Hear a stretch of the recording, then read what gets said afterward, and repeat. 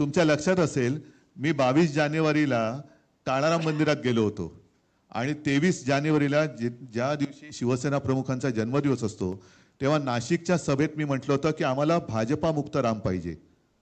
तो भाजपा मुक्त राम अयोध्यावासियाने आणि उत्तर प्रदेश जिथे जिथे प्रभू रामचंद्राचं वास्तव्य होतं तिथे तिथे भाजपाने सपाटून मार खाल्लेला आहे. म्हणजे आता भाजप मुक्त राम झालेला आहे.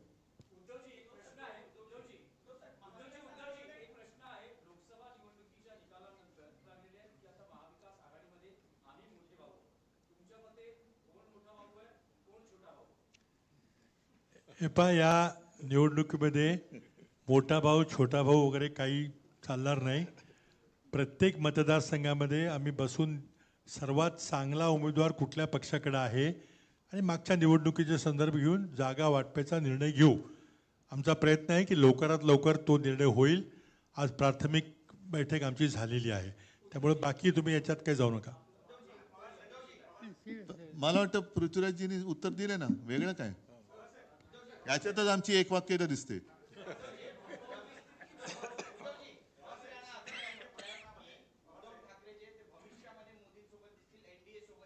कोण ठीक आहे.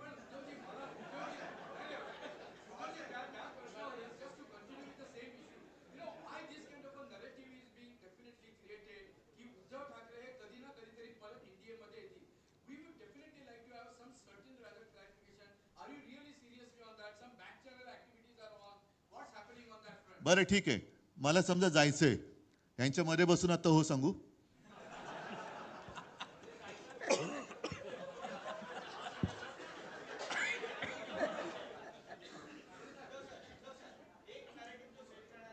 अरे तुम्ही नरेटिव्ह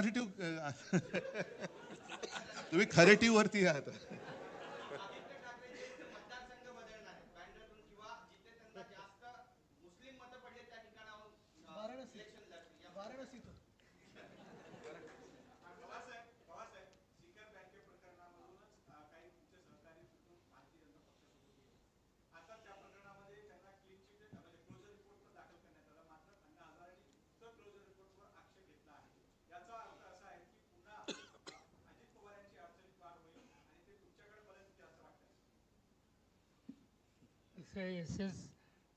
ही वर्ष कोर्टाच्या ताब्यात आहे, 26 आहे आणि 26 माणसाच्या संबंधी काही भाष्य करणे हे काही सांगतानाचे लक्ष आहे.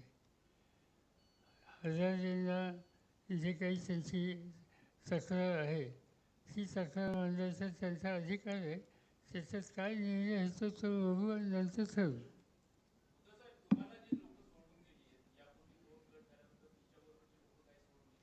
अजिबात परत घेणार नाही.